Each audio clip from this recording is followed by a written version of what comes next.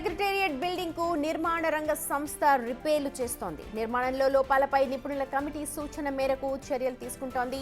ఇటీవలి కాలంలో పెచ్చులు ఊడి ప్రమాదాలు జరుగుతుండడం, వీఐపీ జోన్లో పీఓపీ పట్టీలు కూలిపోయాయి. దీనిపై ప్రభుత్వం చాలా సీరియస్ అయింది. నిర్మాణ సంస్థ ఇప్పుడు మరమ్మతులు చేస్తోంది. సుమారు 1000 కోట్ల వ్యయంతో నిర్మాణం చేసిన కొద్ది రోజులకే ఇలా అవుతుండడంపై సర్కార్ సీరియస్ గా ఉంది. నిర్మాణ లోపాల కారణంగా బిల్స్ చెల్లింపు పెండింగ్ లో పెట్టింది.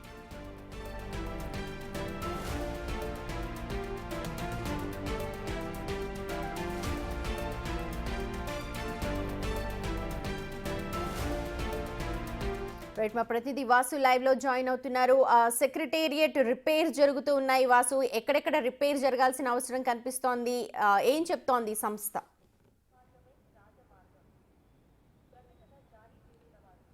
గత ప్రభుత్వ హయాంలో అత్యంత ప్రతిష్టాత్మకంగా తీసుకొని కూడా చేపట్టినటువంటి సెక్రటేరియట్ నిర్మాణానికి సంబంధించి కూడా వరుస ప్రమాదాలు జరుగుతున్న నేపథ్యంలో అధికారులు ఆగ్రహం వ్యక్తం చేశారు. ప్రభుత్వం కూడా సీరియస్గా నిర్మాణ రంగ సంస్థ పైన కూడా సీరియస్గా ఉంది. అయితే ఇటీవల కాలంలో కూడా ముఖ్యమంత్రి రేవంత్ రెడ్డితో పాటు మంత్రులు, వీవీఐపీలు, ఐఏఎస్ అధికారులు, ప్రిన్సిపల్ సెక్రటరీ, సిఎస్తో పాటు ప్రయాణించేటువంటి ఏరియాల్లో కూడా చాలా పెద్ద ఎత్తున కూడా పీఓపీ పట్టీలు కూలినటువంటి నేపథ్యంలో ఆ ప్రధాన మార్గం కూడా పూర్తిగా పెచ్చులు పడిపోయిన నేపథ్యంలో కూడా ఒక భారీ ప్రమాదం తప్పింది. ఎవరూ లేకపోవడంతో కూడా ప్రమాదం తప్పిన నేపథ్యంలో కూడా దీనికి సంబంధించి గతంలో కూడా పలుమార్లు వరుసగా కూడా ఇలాంటి పెచ్చులు ఊడిపడుతున్న నేపథ్యంలో వరుస ప్రమాదాలు గతంలో ఒక కారు కూడా పూర్తిగా డ్యామేజ్ అయింది. ఒక కాంగ్రెస్ పార్టీ నేతకు సంబంధించినటువంటి కారు పూర్తిగా డ్యామేజ్ అయ్యి త్రుటిలో ప్రాణాపాయం నుంచి తప్పించుకున్న పరిస్థితి. కాబట్టి మరోసారి ఇలాంటి ప్రమాదం జరగకుండా ఉండాలంటే పూర్తి స్థాయిలో కూడా ఏదైతే ఈ కారణాలు ఉన్నాయో, నిర్మాణ రంగంలో లోపాలు ఉన్నాయో వాటికి సంబంధించి సరిచేయాలని కూడా నిపుణుల కమిటీ సూచన మేరకు ప్రస్తుతం సచివాలయంలో రిపేర్లు చేస్తూ ఉంది. మనం విజువల్స్లో ఎక్స్క్లూజివ్గా చూస్తూ ఉన్నాం. బిగ్ టీవీకి సంబంధించి ఎక్కడైతే స్క్రూలు కూడా బయట వైపు, లోన వైపు, బిల్డింగ్ వెలుపల ఫిట్ చేసినటువంటి ఆ స్క్రూలు పీఓపీ పట్టీల మొత్తానికి కూడా డ్రిల్లింగ్ చేసి స్క్రూ ఫిట్ చేస్తున్న నేపథ్యం. ఎందుకంటే ఒక అత్యంత పటిష్టంగా ఉండాల్సినటువంటి 1000 కోట్ల బడ్జెట్తో నిర్మించినటువంటి ఈ బిల్డింగ్ సంబంధించి ఈరోజు స్క్రూలు ఫిట్ చేసుకోవాల్సినటువంటి దారుణమైన పరిస్థితి ఏర్పడిందంటే నిర్మాణంలో ఎలాంటి లోపాలు ఉన్నాయో చాలా స్పష్టంగా అర్థమవుతుంది. ఒకసారి మీకు చూపించే ప్రయత్నం చేస్తాను. గతంలో ఎక్కడైతే ఆ బిల్డింగ్ కూలిపోయిన బయట సైడ్, మనం సౌత్ సైడ్ ఏదైతే ఉన్నామో సౌత్ సైడ్ బిల్డింగ్ సంబంధించి ఆ బయట సైడ్ అవపడే పట్టీలన్నీ కూడా దాదాపుగా వర్షం వచ్చినా, ఏదైనా గాలి తుఫాన్ వచ్చినా కానీ, లేదంటే ఈజీగా కూలిపోయి అవకాశం ఉన్నటువంటి పట్టీలు బయట వైపు అమర్చారు. ఇలాగానే సేమ్ లోపటి సైడ్ కూడా ఎవరైతే ముఖ్యమంత్రి, మంత్రులు, సిఎస్తో పాటు ఐఏఎస్ అధికారులు, వీవీఐపీలు బయట నుంచి వస్తారో ఈ నేపథ్యంలో వాళ్ళ మార్గంలో కూడా ఇలాంటి పట్టీలు ఏర్పాటు చేశారు. పూర్తిగా కూలిపోయే ప్రమాదం ఉంది, కూలుతూనే ఉన్నాయి. వరుసగా 3 ప్రమాదాలు ఇప్పటివరకు సెక్రటరేట్ వెలుపల, లోపల జరిగినటువంటి నేపథ్యంలో అధికారులు సీరియస్ కావడం జరిగింది. ఎందుకంటే 1000 కోట్ల రూపాయల భారీ బడ్జెట్ నేపథ్యంలో నిర్మించినటువంటి యొక్క బిల్డింగ్ సంబంధించి ఎందుకు ఇలా కూలిపోతూ ఉంది, ఎందుకు పెచ్చులు ఊడుతూ ఉన్నాయి, ఎందుకంటే ఎవరిపైనైనా పడితే ఖచ్చితంగా కూడా ప్రాణాలకే ప్రమాదం పొంచి ఉంది. కాబట్టి 1000 కోట్ల రూపాయల భారీ బడ్జెట్ చెప్పినటువంటి షాపూర్జీ పలాంజీ అనేటువంటి నిర్మాణ రంగ సంస్థ ఎందుకు ఈ లోపాలు పసిగట్టలేకపోయింది అనే దానిపైన ఇటీవల కాలంలో జరిగినటువంటి ప్రమాదం పైన అధికారులు ఒక నిపుణుల కమిటీని వేశారు. ఆ నిపుణుల కమిటీ ప్రస్తుతానికి తాత్కాలిక మరమ్మతుల నేపథ్యంలో కూడా అసలు పీఓపీ అనేదే బయట సైడ్లో పట్టీలు పెట్టడానికి అసలు ఏ నిర్మాణ రంగ సంస్థ కూడా ఇష్టపడదు. కానీ ఇక్కడ తెలిసి కూడా స్పీడప్గా చేయాలి, త్వరగా పూర్తి చేయాలి.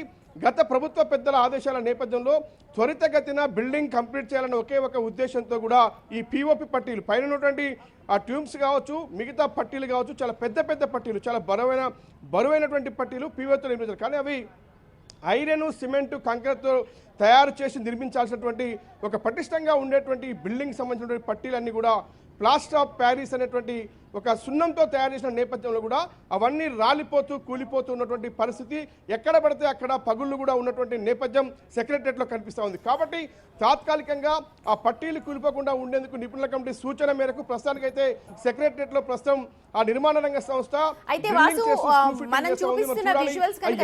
కేవలం నెర్రుల బారడమే కాదు, వర్షానికి కూడా నిమ్ముకుంటున్నట్టుగా, లేకపోతే అదంతా కూడా ధారాళంగా కారి మొత్తం మరకలుగా కనిపిస్తూ ఉన్నాయి. ఇదంతా కూడా సెక్రటరియట్ వెలుపల, బయట, ఇన్సైడ్, బయట సైడ్ కూడా ఇలాంటి పరిస్థితి చాలా చోట్ల కనిపిస్తూ ఉంది. పగిలినటువంటి పగుళ్ళు ఒక పక్క ఉన్నాయి, కూలిపోయిన దగ్గర మరమ్మతులు ఉన్నాయి. మరోపక్క ఇమ్ముతో కూడా పూర్తిగా కలర్ మారినటువంటి నేపథ్యం. ఎందుకంటే సెక్రటరియట్ మొత్తం కూడా చాలా వైట్ కలర్లో ఉంటుంది, కానీ అక్కడ పూర్తిగా నీటి ఛాయలు కనిపిస్తున్న నేపథ్యం ఇన్సైడ్లో కనిపిస్తుంది. కొంతమంది మంత్రుల ఛాంబర్లోనే నీటి లీకేజీలు గతంలో చూశాం. కాబట్టి దీనిపైన నిర్మాణ రంగ సంస్థకు సంబంధించి అసలు ఎలాంటి లోపాలు ఉన్నాయి, ఎంత లోపభూయిష్టంగా ఈ నిర్మాణం జరిగింది అన్న అంశానికి సంబంధించి ఒక స్పష్టమైనటువంటి ఒక క్లారిటీ రావాలి. కాబట్టి ప్రస్తుతానికి జరుగుతున్న ప్రమాదాల నేపథ్యంలో ఎందుకంటే పూర్తిగా బిల్డింగ్ని పక్కకు పెట్టలేరు కాబట్టి నిర్మాణ రంగ సంస్థకు సంబంధించి కూడా కీలక ఆదేశాల నేపథ్యంలో అధికారుల ఆగ్రహంతో కూడా వీఐపీ జోన్లో కూలినటువంటి ఈ పెచ్చులకు సంబంధించినటువంటి సరిదిద్దే క్రమంలో భాగంగా పూర్తి స్థాయిలో సెక్రటరియట్ చుట్టూ ఉన్నటువంటి పిఓపి పట్టీలన్నీ కూడా సరిచేసే పనిలో ఆ నిర్మాణ రంగ సంస్థ పడింది. కాబట్టే ప్రస్తుతం డ్రిల్లింగ్ చేస్తూ కూడా స్క్రూ ఫిట్టింగ్ చేస్తున్న పరిస్థితి కనిపిస్తుంది. మరి ఎంత మేరకు ఎన్నేళ్ల పాటు అవి పరిశ్రమంగా ఉంటాయి, మరోసారి ఇలాంటి ప్రమాదం జరుగుతుందా అంటే చూడాలి. మరి ప్రస్తుతానికైతే ఈ వర్క్ అయితే ప్రస్తుతం శరవేగంగా నిర్మాణ రంగ సంస్థ అయితే వాసు 400 ఏళ్ల నాటి నిర్మాణాలలో పెచ్చులు రావడం లేకపోతే ఏళ్లు గడిచే కొద్దీ రిపేర్లు రావడం సహజం. కానీ కేవలం సంవత్సరం 2 సంవత్సరాల్లోనే ఇలాగా వచ్చాయని అంటే ఆ నిర్మాణ సంస్థ లోపం, అలాగే దాన్ని పర్యవేక్షించిన వాళ్ళది కూడా లోపం ఖచ్చితంగా కనిపిస్తుంది. దీనిపైన ఎక్స్పర్ట్స్ ఏమంటున్నారు? ఎక్స్పర్ట్స్ సూచన మేరకే ప్రస్తుతానికి అంటే జరిగిపోయిన తప్పిదం జరిగిపోయింది, ప్రమాదాలు జరుగుతూ ఉన్నాయి. ఈ ప్రమాదం రేపు అంటే పెద్ద స్థాయిలో ఉండకుండా కూడా, ఎందుకంటే తరచుగా ఒక సైడ్ కాదు, ఇప్పుడు 3 సార్లు ప్రమాదం జరిగితే మూడు వైపులా అంటే చుట్టూ ఉన్నటువంటి ఇన్సైడ్ బయట సైడ్ కూడా ప్రమాదం జరిగింది. కాబట్టి ఎక్కడైతే పీఓపీ పట్టీలు అమర్చించారో అన్ని చోట్ల ప్రమాదం పొంచి ఉంది, అన్ని చోట్ల అవి పగిలే ఉన్నాయి, అన్ని చోట్ల పగుళ్ళు వచ్చాయి. కాబట్టి ఇమ్మీడియట్లీ అవి ఊడిపోకుండా, ఎందుకంటే రానున్న వర్షాకాలం పూర్తిగా వర్షానికి నానినటువంటి నేపథ్యం కనిపిస్తుంది.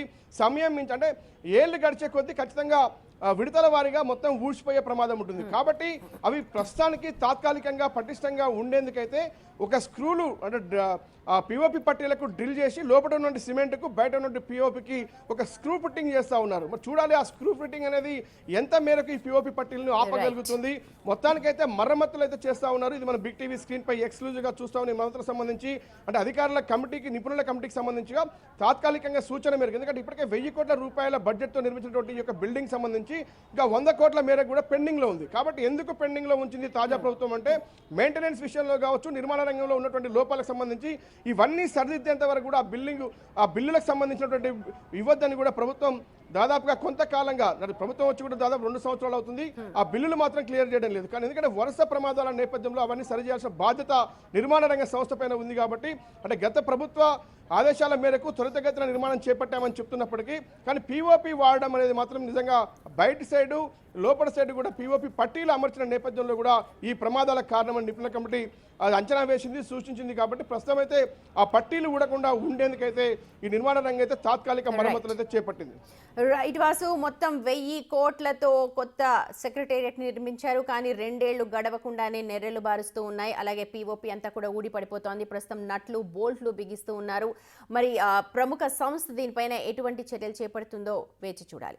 ఇక అటు తిరుపతిలో 2 మహిళలు కిడ్నాప్ చేస్తూ పోలీసులకు పట్టుబడ్డాడు జిమ్ ట్రైనర్. లక్ష్మీపురం జిమ్ నిర్వహిస్తున్న అజీం ఓ మహిళతో వివాహేతర సంబంధాన్ని పెట్టుకున్నాడు. అయితే కొంతకాలంగా వాళ్ళిద్దరి మధ్య గొడవలు జరుగుతుండటంతో సదరు మహిళ, ఆమె తల్లి ఇద్దరిని కూడా కిడ్నాప్ చేయాలని చెప్పి ప్లాన్ చేశాడు. పూర్తి సమాచారాన్ని మా ప్రతినిధి దామోదర్ అందిస్తారు. తిరుపతి నగరంలో అజీం అనే జిమ్ నిర్వాహకుడు ఏదైతే ఇద్దరిని కిడ్నాప్ చేసి తీసుకువెళ్తుండగా